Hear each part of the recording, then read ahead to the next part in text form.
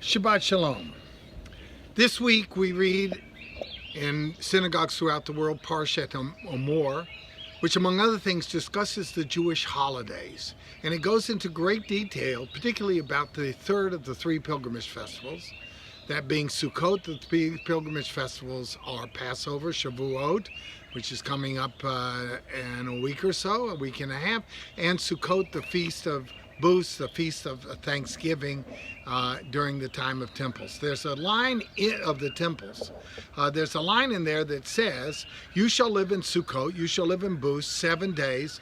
All citizens of Israel shall live in Sukkot, so that future generations may know that you Israelites, that I forced the Israelites, or I made the Israelites live in Sukkot when I brought them out of the land of Egypt." So it's always occurred to me, it's always been very interesting to me that Sukkot is something, that these booths are something that we lived in when we were on our way to the promised land. The Torah tells us that we made 42 stops along that journey, and yet we still had in our mind that we were going to reach the promised land, that a better existence than the one that we had in the wilderness and in the desert would be possible. Granted, it took us 40 years to get there, and God forbid that in our lives it should ever take that long. But we're on our way to something better. And it always occurred to me that this is saying to us that we as Jews are always on a journey, and we have to realize that we're always on our journey.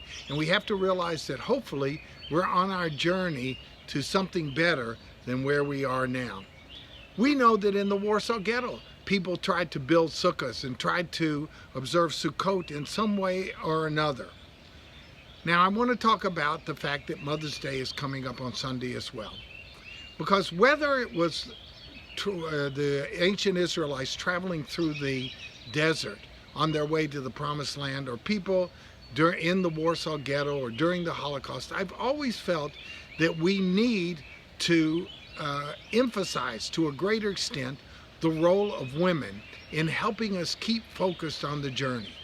We know that in the Torah it says that Miriam was responsible for the water that we drank on the years of wandering, and that when she died, the waters of the so-called Miriam well of Miriam ceased to be.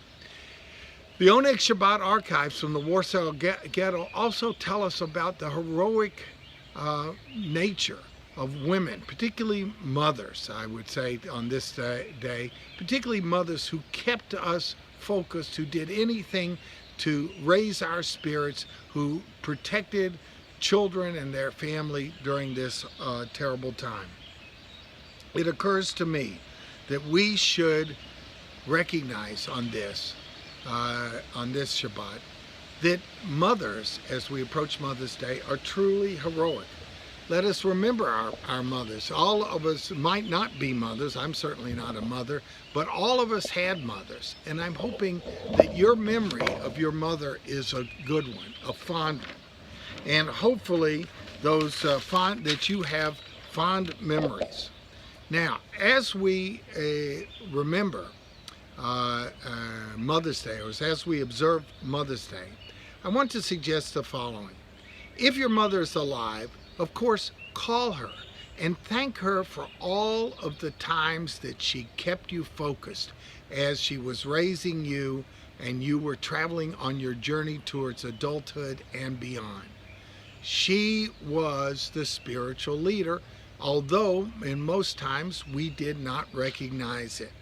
Call her and thank her for all of her encouragement along the journey. And if she's not alive, I wanted to encourage you that maybe this Shabbat you'll say a special Kaddish, a special prayer for her. But before you do, before you say that prayer, if you're not Jewish, it can be any sort of prayer, recall a good moment that you had with your mother. And then imagine her standing next to you.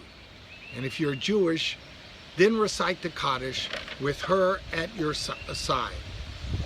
The Kabbalists tell us that at that particular moment, the holy neshama, the holy souls, of our dear departed come down to us and stand right next to us. Imagine that your mother is standing next to you when you say that holy prayer.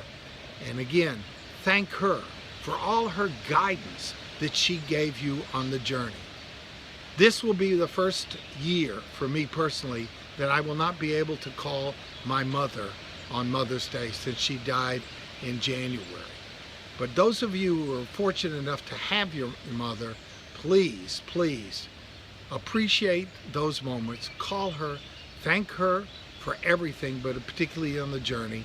And for those of us whose mothers have gone to their eternal reward, let us say prayers for them and draw their souls into ours. Once again, Shabbat Shalom. Have a great and healthy Shabbat and a wonderful Mother's Day. Appreciate your journey.